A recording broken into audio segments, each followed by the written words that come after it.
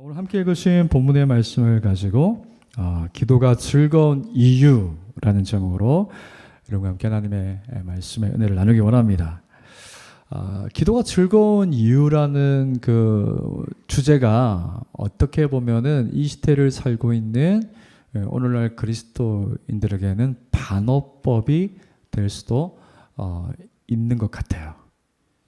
왜냐하면 기도가 즐겁다고 생각하지 않기 때문에 기도가 즐거운 거였나?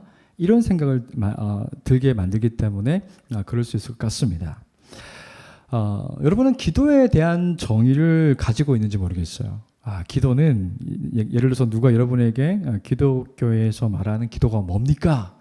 물어보면은 기도란 이런 겁니다. 여러분이 가지고 있는 기도의 정의를 가지고 있는 것이 참 중요한 것 같습니다. 왜냐하면은 여러분이 어떤 기도에 대한 정의를 가지고 있으면요, 그 기도의 정의가 여러분의 기도의 방식을 결정할 겁니다. 그리고 여러분이 기도할 때에 여러분이 하나님께 기대하는 마음을 가지게 만들어 줄 거예요. 그 기도의 정의에 따라서. 근데 만약에 기도가 어떤 건지 잘 모르겠는데요, 그렇게 말한다면은 여러분은 기도가 꼭 필요하다고 인식하지 못하며 살 수도 있을 것 같아요. 만약에 기도가 얼마나 중요하고 그 기도에 어떤 능력이 있다는 것을 믿는다면은 기도하는 삶을 살게 되겠죠. 오늘날 그리스도인들이 기도를 어렵게 느끼는 세 가지 이유가 있다고 말하는데요. 하나는 나 혼자 독백하는 것 같아서 지속적으로 기도하기가 어렵다는 거예요. 주고받는 대화가 아니라 기도를 아무리 오래 해도 나 혼자 독백하는 것 같다. 그래서 기도가 어렵다는 겁니다. 다른 하나는 무엇을 구하고 어떤 방식으로 기도해야 되는지 잘 모르겠다. 그래서 기도가 어렵다고 합니다. 나머지 하나는요, 기도했는데 응답이 안 돼서 기도하는 것이 어렵다. 이렇게 말을 한다고 합니다. 제가 오늘 말씀을 통해서 여러분과 나누고 싶은 것은요, 기도에 대한 획기적인 이야기가 아닙니다. 성경에 있는 이야기예요. 근데 성경에 있지만 우리가 제대로 알지 못했던 기도에 대한 아주 중요한 정의를 생각해 보려고 합니다. 그 기도의 정의는 뭐냐면요, 기도는 우리의 삶에 의미를 부여한다는 거예요. 그래서 저는 세 가지를 생각해 보려고 하는데요. 첫째는 마태복음 5장에서 7장의 말씀에 오기까지 예수님이 기도에 대해서 어떻게 말씀하시는지를 보기를 원하고요. 두 번째는 우리가 무의미하다고 생각했던 것들이 기도를 통해서 어떻게 유의미한 것으로 바뀌는지를 생각해 보고요.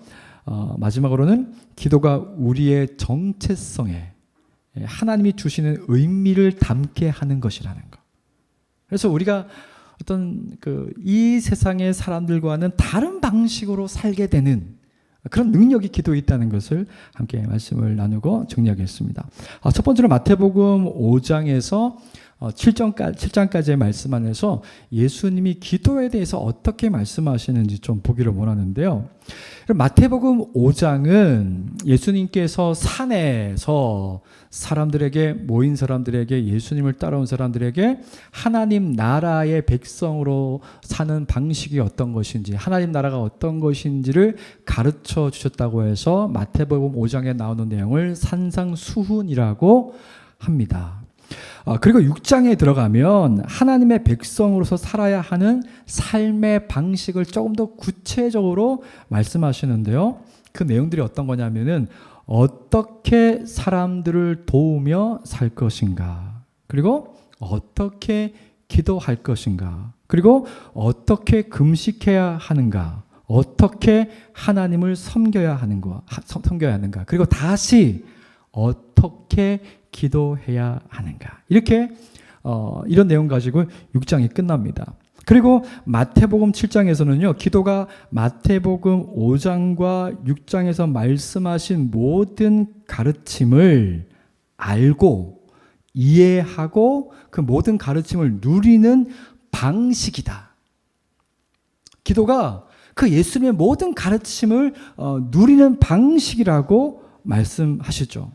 다시 말해서 하나님이 우리에게 말씀하신 모든 가르침이 구체적으로 깨달아지고 의미를 발견하게 되는 것이 기도를 통해서 이루어진다고 말씀하는 거예요. 여러분, 기도를 생각하면 많은 사람들이 내 필요를 하나님께 구하고 하나님이 주시는 것, 이렇게 기도에 대한 정의를 합니다. 근데 예수님은 우리의 필요는 하나님이 우리에게 있어야 하는 것이 무엇인지 알기 때문에 구하지 않아도 주신다고 말씀합니다. 예수님 말씀하시죠. 마태복음 8장에서 무엇을 먹을까 마실까 입을까 염려하지 말라. 이 모든 것이 너희에게 있어야 될 것을 하늘에 계신 너희 아버지께서 다 아신다.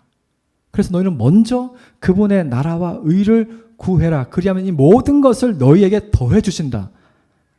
다시 말해서 하나님이 우리에게 필요한 것, 이 땅을 살면서 꼭 필요한 것이 무엇인지 아신다는 거예요.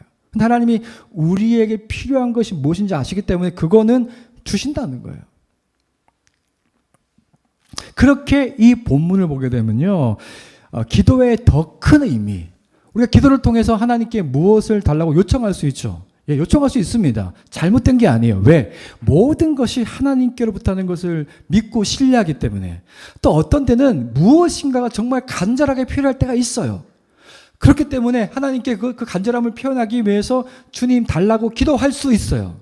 그런데 기도는 거기에서 멈추는 게 아니라는 거예요. 기도에는 더 큰 의미가 있다는 거죠. 그래서 칼빈은 기도를 이렇게 말했습니다. 하나님이 우리 마음으로 들어와 우리의 협소한 생각을 우주처럼 넓혀주시고 우리의 불신을 확신으로 바꾸어 주는 시간이다. 여러분, 이 말씀을 한번 잘 생각해 보십시오. 우리가 이 땅을 살면서 우리가 죄인이기 때문에 죄의 본성을 가지고 있기 때문에 우리는 의심과 불신 속에서 살아가죠. 어떤 상황이, 내가 이해할 수 없는 상황이 내게 닥쳐오면은, 그리고 내가 감당할 수 없는 것이라면은 거기에서 의문이 생깁니다. 그리고 화가 납니다.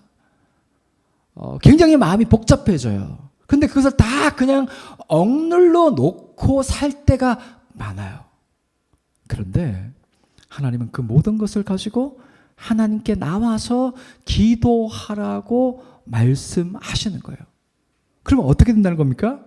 하나님이 하나님의 나라, 그분의 나라가 어떤 방식으로 세워져 있는지, 그 나라가 어떤 방식으로 운영되는지, 하나님이 어떤 방식으로 우리에게 일하시고 하나님이 우리가 직면해 있는 문제들을 어떻게 해결하시는가를 기도를 통해서 알 수 있다는 것이죠. 그러니까 단순히 우리에게 필요한 것은 어떻게 보면 작은 거예요. 우리에게 필요한 것 이상의 문제들을 우리가 안고 살고 있지 않습니까? 근데 기도하면서 하나님께 나가면은 그 모든 것에 대해서 하나님이 가르쳐 주시고 깨닫게 하시고 또 그것을 통해 기도를 통해서 그 모든 삶의 난제들을 하나님이 해결하시고 의미를 발견하면서 살게 하신다는 겁니다.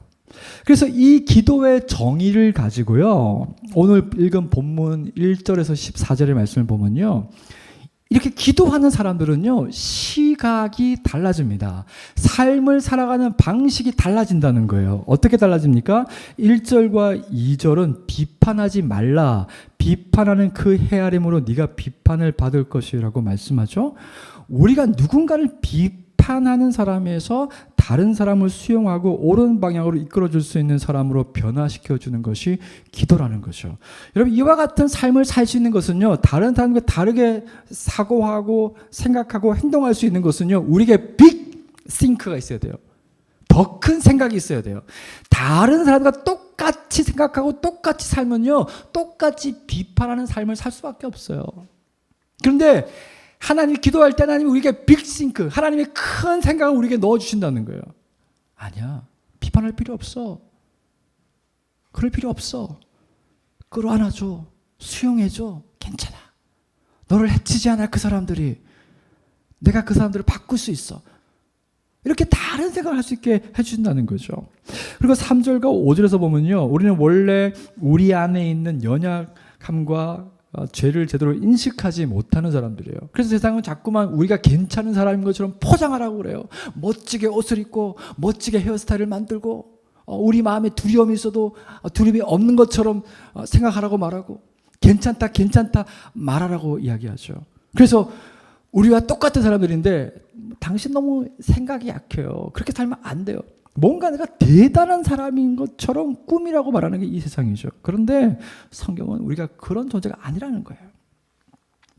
우리의 연약함과 죄를 인식하라고 말합니다. 그리고 그런 나와 같이 연약하고 죄의 영향력 아래에 있는 사람들에게 그들에게 하나님의 은혜와 자비를 말해줄 수 있는 사람, 그들에게 겸손하게 다가가서 선한 영향력을 끼칠 수 있는 사람으로 우리를 바꾸어 주는 것이 기도라고 말합니다. 기도할 때 그런 일이 일어난다는 거예요. 그리고 6절을 보면요, 거룩한 것을 계획에 두지 말고 너희 진주를 대지 앞에 던지지 말라고 말씀하시는데, 이 거룩한 것은 뭘 말하냐면 유대 사회에서 하나님의 성전에서 사용되던 물건을 말합니다. 어떤 물건이든지요, 하나님께서 사용하시면 거룩해져요. 왜? 그분이 거룩한 분이기 때문에. 하나님께 닿는 모든 것이 거룩해집니다. 하나님의 영역에 들어가는 모든 것이 거룩해집니다. 왜? 하나님이 거룩한 분이기 때문에. 그것이 하나님을 떠나서 개에게 던져진다면 더 이상 거룩하지 않게 되죠. 그리고 진주는 유대인들이 보통 귀한 것을 이야기할 때 사용하는 어법입니다. 우리 오늘날 말하면 금이라고 표현하듯이 금보다 귀한 준 이렇게 표현하죠. 여기서 금은 아주 귀한 물건을 상징하는 것처럼 진주가 그런 거였어요. 그러니까 아무리 귀한 것을 돼지에게 던져도 돼지는 그것이 귀한 것인지 모르죠. 이 말씀은 하나님께서 우리를 자신의 거룩한 소유로 만드셨어요. 그리스도 안에서. 그리스도를 믿는 자들을 자신의 거룩한 소유로 만들었어요. 귀하게 되었는데 우리 자신을, 귀하게 된 우리의 존재를, 구별된 존재를, 우리 자신을 더러운 것에 내어주고 가치 없는 것으로 내어 던지지 않도록 분별하며 살 수 있도록 하는 것이 뭐라고요? 기도라는 거예요. 기도하는 사람들이 자신을 분별할 수 있다는 거예요. 하나님께 거룩하게 구별된 자신을, 구별된 삶을 살 수 있게 하는 것이 기도라는 것이죠. 그러면서 예수님은 7절과 8절에서 구하고 찾고 두드리라고 말씀합니다. 이게 의미가 뭐냐면요, 앞에 이렇게 살 수 있는 새로운 삶의 방식으로 새로운 관점을 가지고 살 수 있는데 하나님께 지혜를 구하지 않고 그분의 어떤 가르침, 하나님의 말씀을 깨닫는 은혜가 없으면 이렇게 살 수가 없다는 거예요. 그래서 예수님께서 7절과 8절에서 구하라, 찾으라, 두드리라고 말씀합니다. 그러면은 구하는 이마다 받을 것이고 찾는 이가 찾을 것이고 두드리는 이에게 열릴 것이라는 말씀인데, 근데 이 말씀은요, 내가 필요한 것이 있어가지고 뭔가 어떤 물건이나 내 필요한 것을 구해서 어떤 물건을 얻는다는 그런 기도가 아니고요, 하나님의 지혜를, 내가 발견할 수 없는 삶의 의미를, 가치를 하나님이 알게 하신다는 거예요. 그분께 구할 때, 기도할 때. 여러분, 문학에서 이 구하고 찾고 두드린다는 이 표현은요, 깨달음을 찾기 위한 몸부림으로 사용됩니다. 그래서 예수님은 기도가 우리가 해석할 수 없고 우리가 이해할 수 없는 삶의 난제 속에서 하나님과 그분의 나라가 어떤 방식으로 우리 가운데 나타나고 이루어지고 완성되는지를 확신하게 되고 깨닫는 것이 기도라고 말씀하십니다. 그래서 우리의 삶에서 하나님의 깨달음과 의미를 부여해서 이 세상에 하나님을 알지 못하는 사람들이 살아가는 그 삶의 허무한 방식이 아니라 다른 방식으로, 다른 관점으로 살 수 있게 하는 것이 기도라고 말씀하시죠. 그래서 우리는 우리의 모든 삶의 의문을 가지고 하나님께 나가서 아버지의 이름을 부르면서 나의 고민과 아픔과 상황을 말씀드리면서 하나님의 지혜를 구하는 그 행위도 기도이지만은 여기에서 이제 기도의 의미가 확장됩니다. 세상에서 내가 만나는 어떤 상황에서 어떻게 하면 하나님의 나라와 뜻이 이루어질 수 있을까 고민하는 것도 기도가 됩니다. 그리고 목회자와 믿음의 형제자들과 삶의 고민을 가지고 기독교적 가치 안에서 함께 나눔을 가지는 것, 그것도 기도가 되는 것이죠. 이렇게 우리는 다양한 방식으로 우리의 삶의 의미를 하나님께 구하고 찾고 두드릴 수 있는 것이죠. 하나님께 지혜를 구하고 삶의 의미를 구할 때에 하나님이 주신다는 거예요. 그걸 어떻게 표현하고 있습니까? 9절과 11절에서 일반적인 정상적인 아버지라면 아들이 떡을 달라는데 돌을 주고 아들이 생선을 달라는데 뱀을 줄 아버지가 없고, 심지어 악한 아버지라도 자식에게는 좋은 것을 주는데 하물며 하늘에 계신 너희 아버지께서는 얼마나 더 좋은 것을 주시지 않겠느냐, 이렇게 말씀하시죠. 여기서 좋은 것이 뭘까요? 이 좋은 것이 누가복음 11장 13절에서는 성령이라고 말씀합니다. 이게 평행 본문이라고 그러는데, 평행 본문은 뭐냐면은 똑같은 말씀인데 마태복음에도 기록되어 있고 누가복음에도 기록되어 있는 거예요. 마태복음에서 좋은 것을 누가복음에서는 뭘로 표현되냐면은 성령이라고 표현되어 있어요. 우리가 하나님께 지혜를 구하고 우리의 삶의 의미를 찾게 달라고 기도할 때 하나님이 뭘 우리에게 선물로 주신다고요? 성령 하나님을 선물로 주신다는 거예요.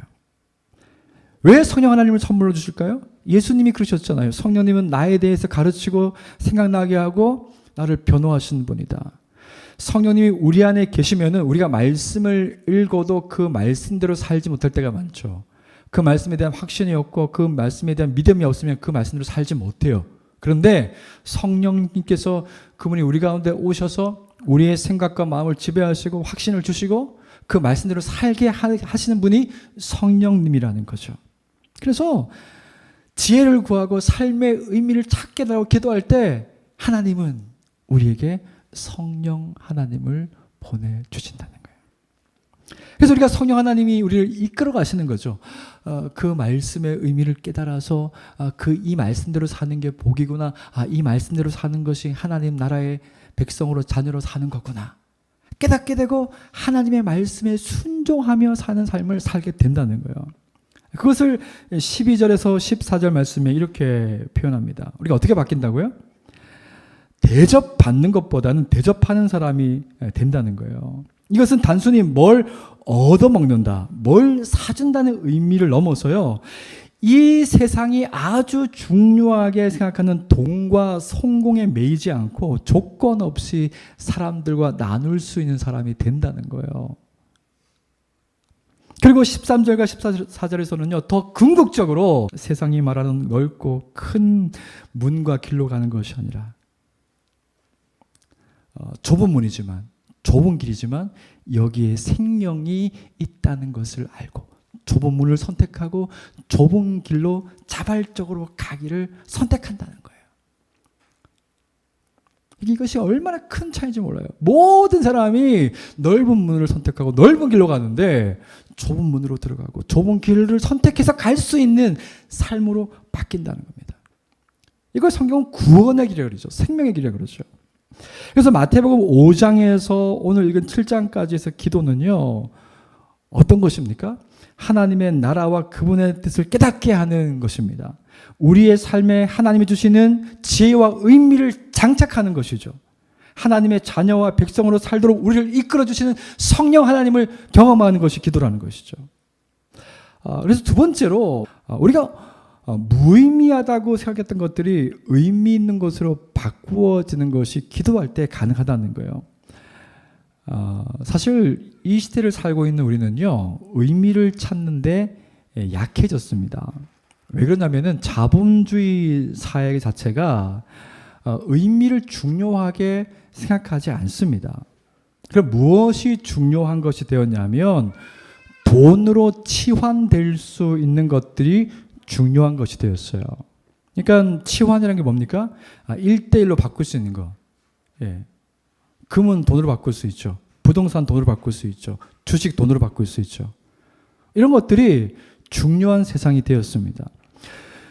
만약에 적어도 돈이 중요한 세상이 되었으면은 이 돈이 나에게 왜 필요한지, 이 돈으로 무엇을 할지를 생각할 수 있으면 좋은데 돈의 의미를 생각하지 않습니다. 그냥 이 시대는 돈과 성공이 전부라는 거예요.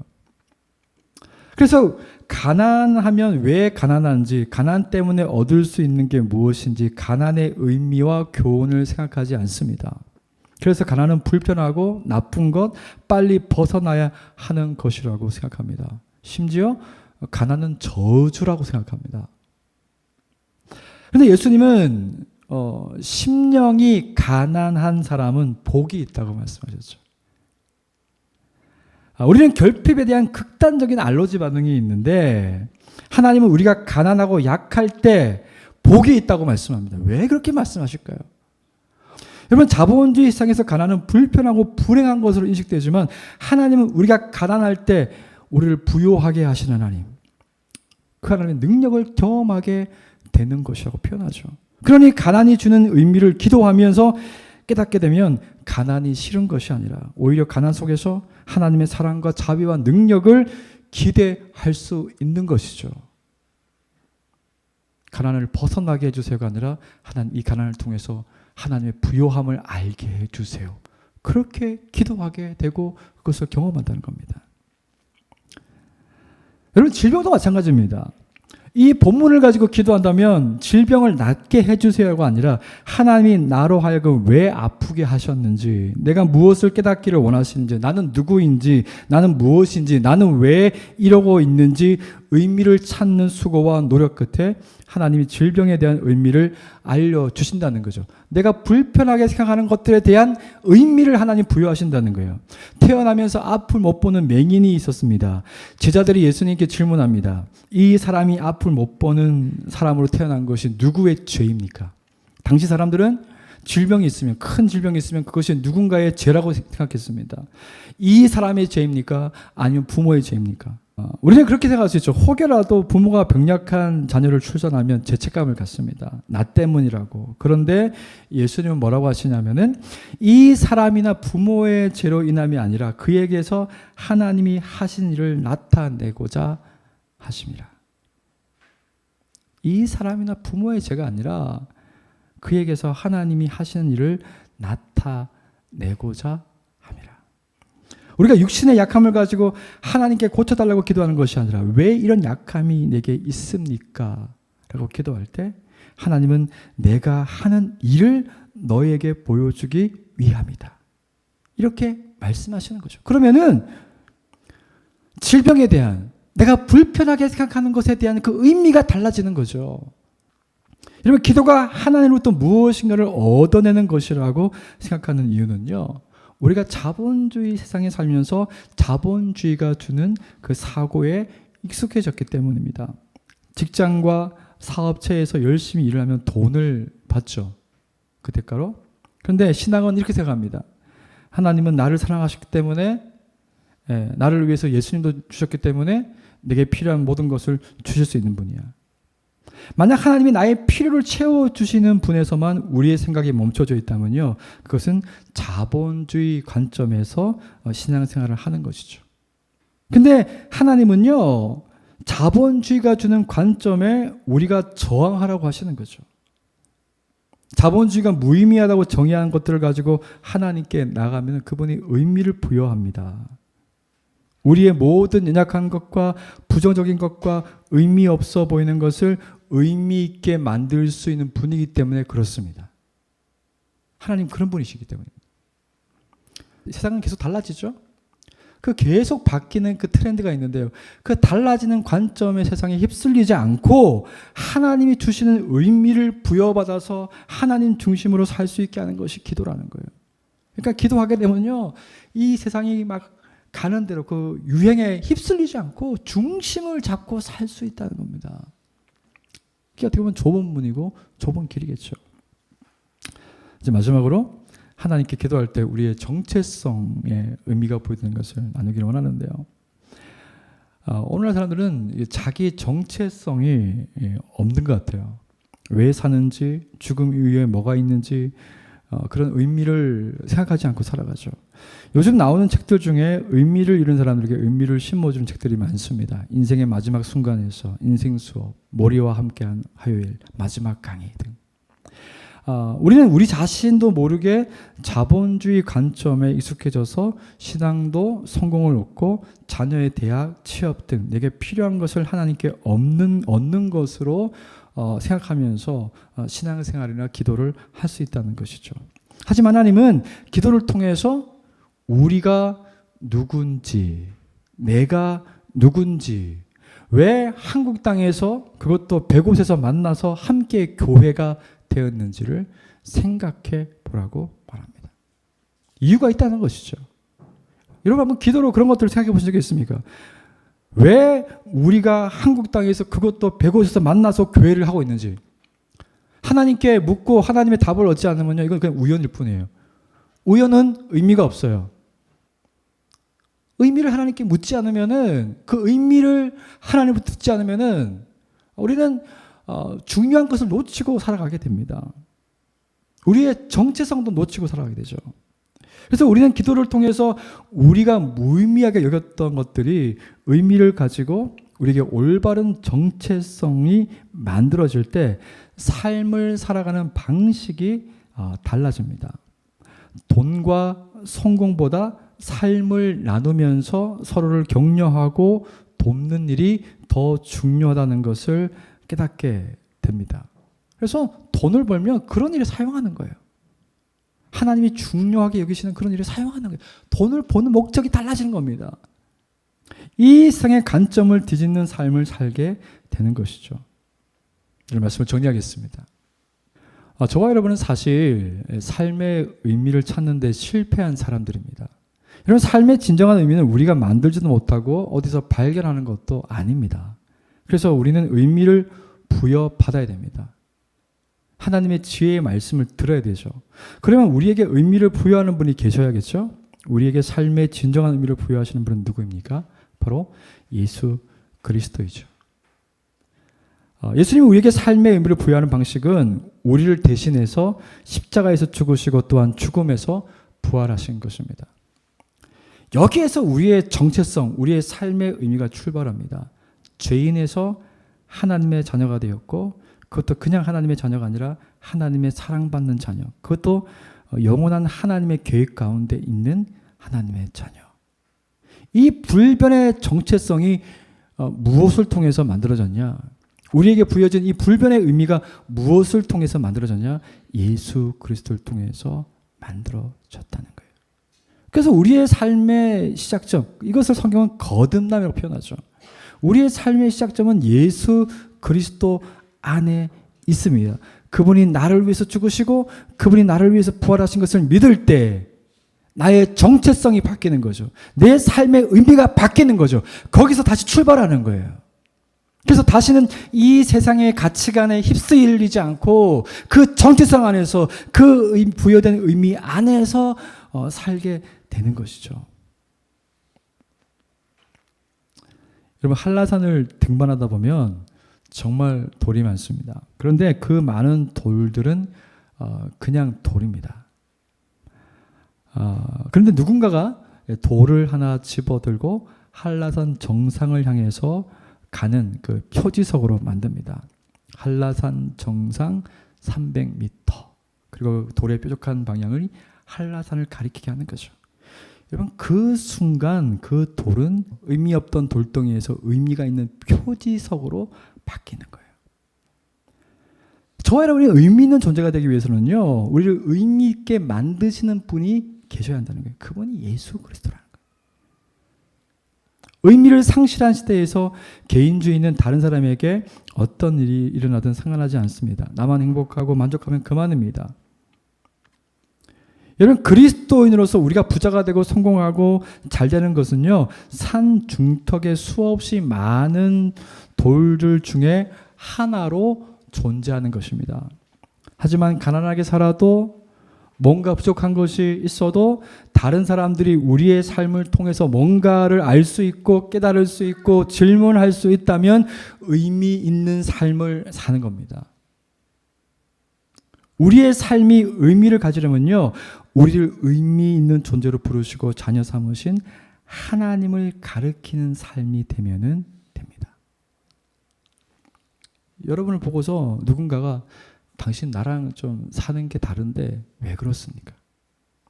그건 궁극적으로 우리의 삶이 예수님을 가리키는 거죠. 그게 의미 있는 삶이라는 거예요. 그리고 우리를 의미 있는 삶으로 이끄는 것이 바로 분투하는 기도. 본문에 구하고 찾고 두드리라는 거죠. 그리고 하나님이 지혜를 주시고 우리가 잃어버린 삶의 의미를 하나님이 부여해 주신다는 거예요. 여러분, 이 놀라운 기도를 쉬고 있다면 얼마나 손해입니까? 하나님의 영광이 우리 안으로 들어와 우리를 변화시키는 이 위대한 기도를 외면하고 있다면 우리는 어쩌면 여전히 신앙의 그 입문 단계에서 서성거리고 있는 것인지 모릅니다. 여러분, 2024년 하나님이 가지 교회를 통해서 하실 일이 무엇인지 기도로 질문해 보십시오. 기도해 보십시오. 하나님이 여러분의 가정과 여러분의 한 사람을 통해서 하실 일이 무엇인지, 무엇을 드러내고 싶어 하시는지 물어보십시오. 그 하나님이 지혜로 가르쳐 주시는 거죠. 의미를 부여하시는 거죠. 그러면 그 의미를 부여잡고 살면 됩니다. 그러면 2024년도에 우리의 삶이 달라지겠죠. 그리고 연말에 가서 하나님께서 우리 가운데 이루신 일을 기뻐하고 감사하고 찬양한다면 그것보다 우리에게 더 좋은 것이 뭐가 있겠습니까? 선 여러분, 이 한 주간 이 기도의 즐거움을 회복하시기를 축복합니다.